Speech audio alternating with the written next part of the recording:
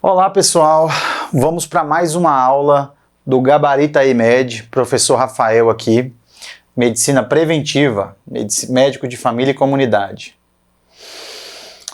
Nossa aula será sobre saúde do trabalhador e como assuntos teremos a classificação de Schilling e doenças ocupacionais. Vamos para os nossos conceitos aqui. O trabalho ele é entendido como um processo dinâmico entre trabalhador, ambiente, métodos produtivos, relações psicossociais e éticas, resultando em um produto ou atividade. Trabalhador é toda pessoa que realiza uma atividade de trabalho no mercado formal ou informal, inclusive na forma de trabalho familiar ou doméstica. Então aqui nós estamos caracterizando o que é o trabalhador, definindo. Muitas pessoas passam pelas unidades de saúde e reconhecê-las como trabalhadores é tarefa do médico de família e comunidade.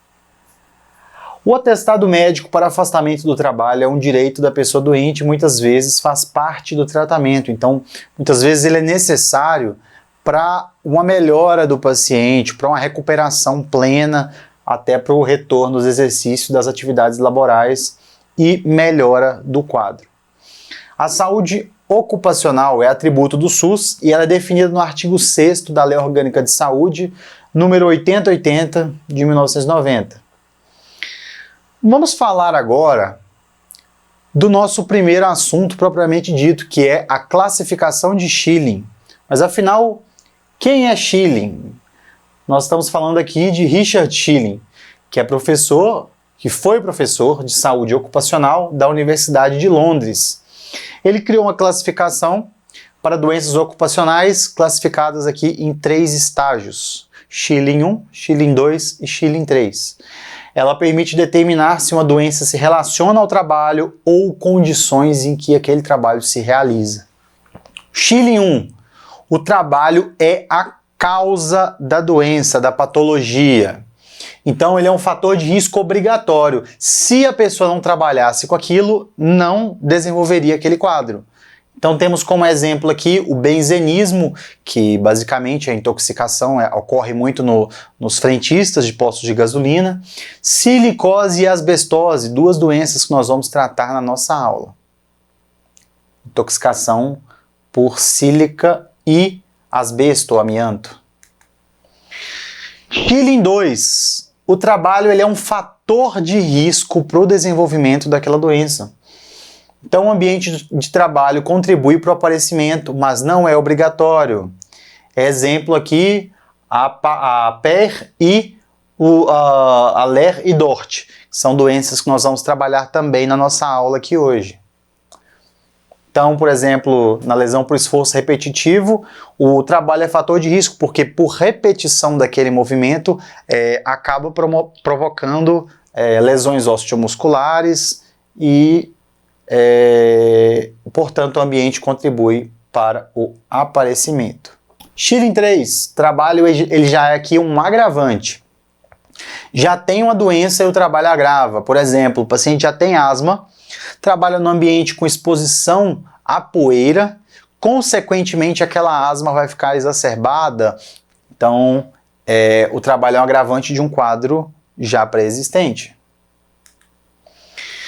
Doenças ocupacionais então, vamos trabalhar uma a uma. Perda auditiva induzida por ruído, PER ou PAIR, é a lesão das células cocleares, resulta de exposição ao estímulo sonoro em excesso, quando relacionada ao trabalho. É chamado de PAIR. Então, ela tem que necessariamente ter relação com o ruído no trabalho, certo? Então, não tá envolvendo aqui atividades de lazer, exposição a som alto, em músicas, enfim. Nós estamos falando aqui do trabalho. O risco aumenta na exposição acima de 85 decibéis por 8 horas ao dia, principalmente a ruídos contínuos.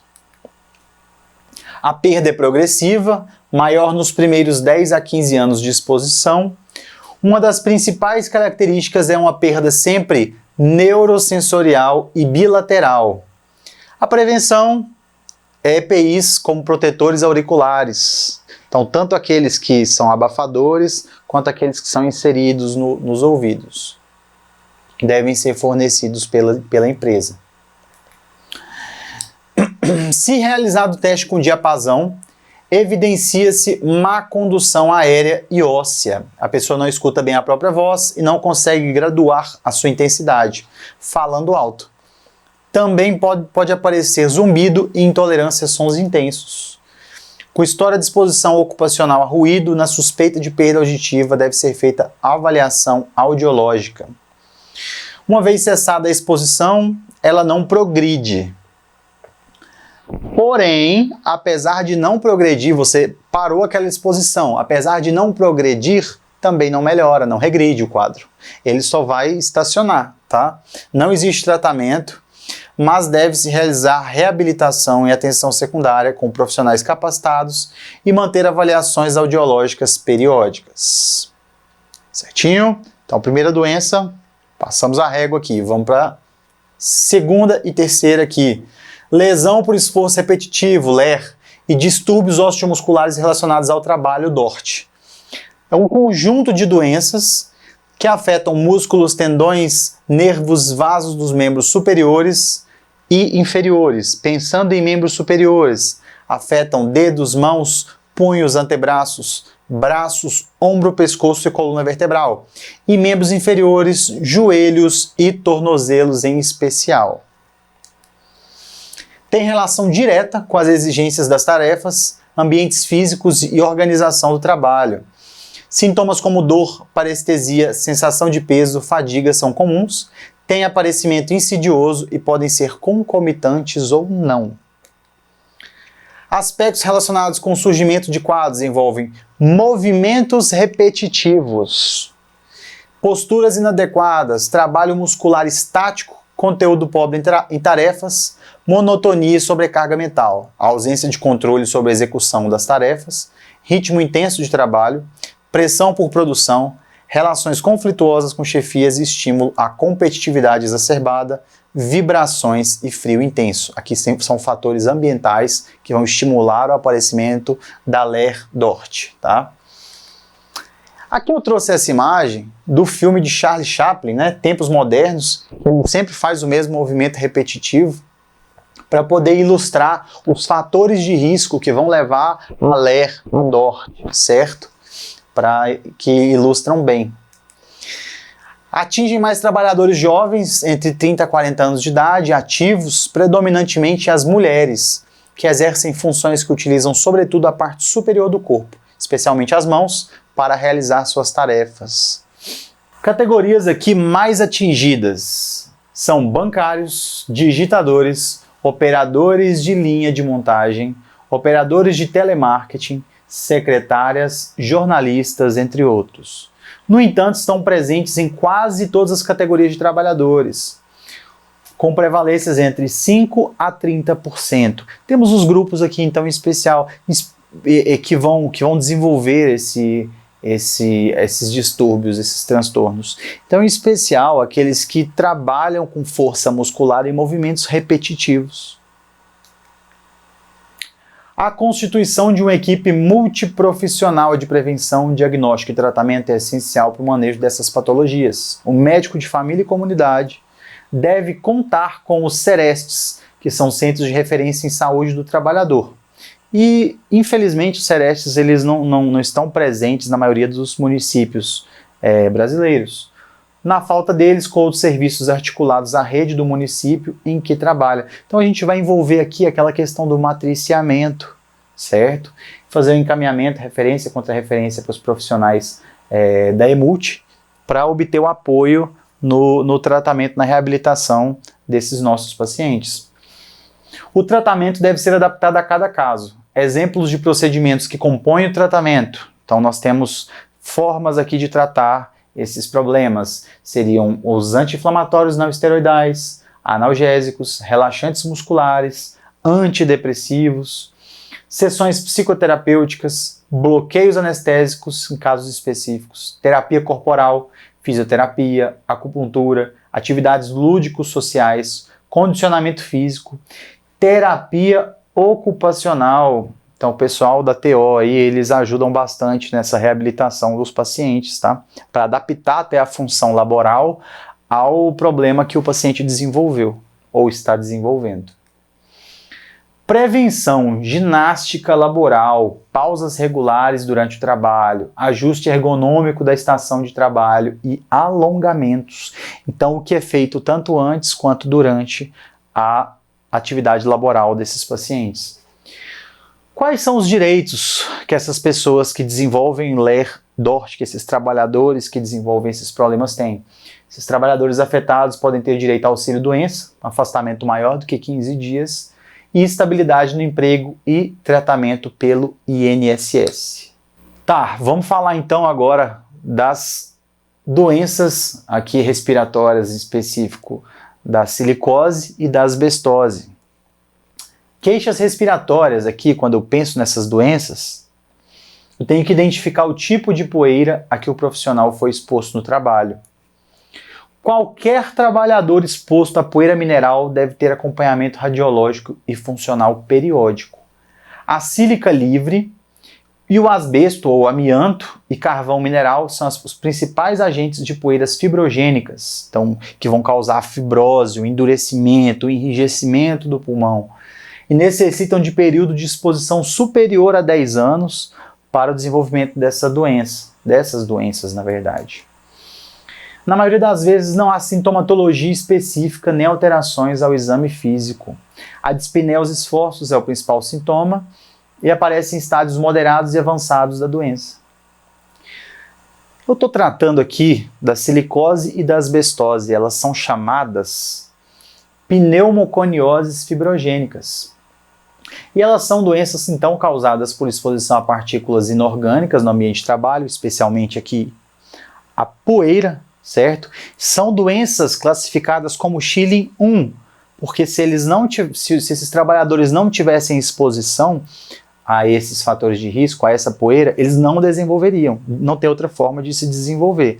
Para não falar que não tem, é muito difícil, muito raro. Há deposição de partículas no parênquima pulmonar que causa fibrose. Pneumoconiose mais comum das duas é a silicose. E temos 3 formas de desenvolvimento da silicose. Nós temos a silicose aguda, a silicose acelerada e a silicose crônica. Vou mostrar para vocês agora um quadro que vai explicar e diferenciar as 3 formas de silicose. Então vamos lá. Quanto à duração da exposição, a silicose aguda, o próprio nome diz, curta. Então semanas a meses de exposição. Acelerada, exposição curta também de 5 a 10 anos, e a silicose crônica tem uma exposição mais longa aí, com mais de 10 anos de exposição. Quanto à intensidade da exposição, a silicose aguda, pensa comigo, ela é um curto período de exposição, mas para desenvolver alguma coisa, a intensidade tem que ser muito alta. A silicose acelerada tem uma intensidade alta e a silicose crônica, por ser mais arrastada, por o paciente até demorar mais para perceber, a intensidade da exposição já é menor, intensidade baixa. Início dos sintomas. Silicose aguda, o início é rápido. Na silicose acelerada, mais rápido que a crônica. E na silicose crônica é lento, pode levar anos. Então o nome aqui vamos trazer conceitos autoexplicativos. Se é agudo é rápido. Se é acelerado é mais rápido que a crônica. E a crônica é lento. Tudo que é crônico não é lento, tudo que é crônico não é arrastado. Sintomas comuns da silicose aguda. Falta de ar, então, dispneia, perda ponderal, fadiga que progridem rapidamente. Na silicose acelerada, temos dispneia progressiva e tosse. Na crônica, dispneia, tosse, fadiga e perda ponderal. Quanto à gravidade, a silicose aguda é mais grave. A exposição é alta, a duração da exposição é curta, no entanto a exposição é alta, o início dos sintomas é rápido e ela é mais grave. A acelerada, ela é pior do que a crônica, mas menos grave que a aguda, ela está no meio do caminho. Já a silicose crônica, a forma mais comum, e pode evoluir para formas mais graves, como a fibrose maciça progressiva.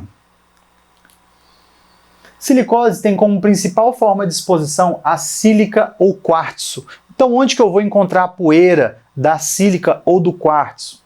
No jateamento de areia, que basicamente é aquele processo de limpeza a jato, que remove ferrugem, que remove sujeira, de vidro, de ferro, enfim, é uma forma de limpeza ali, de polimento. Marmoaria, cerâmica, corte e refino de pedras. Aumenta risco para lúpus e tuberculose. Aqui vai ter a silicotuberculose. E aqui é interessante vocês lembrarem. A silicose tem uma relação com essas doenças aqui. Já a asbestose tem relação com um tipo de neoplasia que eu já vou falar para vocês. Então, muitas vezes nas provas eles tratam da silicose e da asbestose e com quais doenças, quais serão as consequências, doenças que vão estar relacionadas a essas pneumoconioses. Na forma aguda da silicose, nós teremos uma radiografia que vai mostrar linfonodomegalias, consolidações bilaterais e ou opacidades em vidro fosco. Então é algo inespecífico. O vidro fosco, em especial, é algo muito inespecífico. Forma crônica simples vai ter nódulos e micronódulos com predomínio em campos pulmonares superiores, linfonodomegalias, linfonodos calcificados. Então nós vemos aqui nas imagens os linfonodos e a calcificação e esse aspecto aqui, esse aspecto em vidro fosco. Na forma crônica nós temos a fibrose maciça progressiva, massa com linfonodos calcificados e isso é chamado de aspecto em casca de ovo. A gente pode ver em especial aqui nessa tomografia, certo? Tratamento é cessar o tabagismo, evitar exposição à sílica, broncodilatadores como formoterol e tiotrópio podem ser utilizados também no tratamento. Asbestose, a principal forma de exposição é ao asbesto ou amianto. Asbesto e amianto estão presentes naquelas caixas d'água antigas, naquelas telhas chamadas de telha de brasilite, e construção civil, aqui em especial, na construção civil lá atrás, nos anos 70, 80, 90.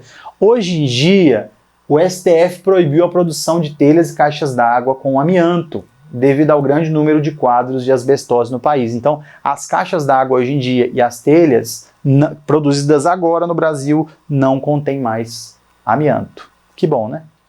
Geralmente aqui, a asbestose é assintomática, é progressiva e no fim leva à fibrose difusa. Na silicose, a fibrose era nodular. Aqui nós temos uma fibrose difusa. Não tem tratamento, mas tem prevenção, que são os EPIs. Doença associada à asbestose. Aqui vem essa questão que eu trouxe para vocês. Qual a doença associada à silicose? Qual a doença associada à asbestose? Aqui é o câncer de pulmão e mesotelioma. São as doenças associadas à asbestose. Vamos para a questão, então? A classificação de Schilling divide as doenças relacionadas ao trabalho em 3 grupos. 1. Trabalho como causa necessária. 2. Trabalho como fator contributivo, mas não necessário. E 3. Trabalho como provocador de um distúrbio latente ou agravador de doença já estabelecida. Qual alternativa representa uma doença classificada como sendo o grupo 2 de Schilling? Letra A, varizes de membros inferiores. Letra B, doenças mentais. Letra C, silicose. Ou letra D, bronquite crônica. Então nós estamos falando de Schilling 2. A resposta correta é letra A, varizes de membros inferiores. Especial, vou dar um exemplo aqui do cirurgião, que passa muito tempo em pé.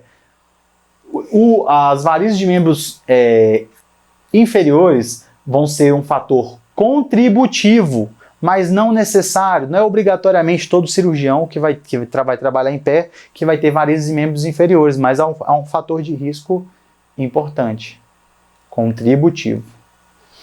A asbestose é uma pneumoconiose devido à exposição ocupacional a poeiras de asbesto ou amianto. A medida viável mais eficiente para sua prevenção é: letra A. Substituir o amianto por outra substância não tóxica. B. Diminuir o tempo de exposição. C. Selecionar apenas trabalhadores não tabagistas. Ou D. Realizar exames periódicos para diagnóstico precoce da doença. Então, qual vocês acham que é a correta? A alternativa A. Substituir o amianto por outra substância não tóxica. Foi exatamente isso que foi feito na legislação do nosso país. O mesotelioma pleural tem um longo período de latência, mais de 30 anos, apresenta alto índice de letalidade, sendo comum o diagnóstico em estágio avançado com sintomas como dispneia e dor torácica. Essa doença normalmente está associada a letra A, silicose, B, tuberculose, C, asbestose ou D, sarcoidose. Letra C, asbestose. Eclesiástico, capítulo 19, versículo 7, jamais repitam a palavra injusta e dura, e absolutamente não serás prejudicado. Muito obrigado.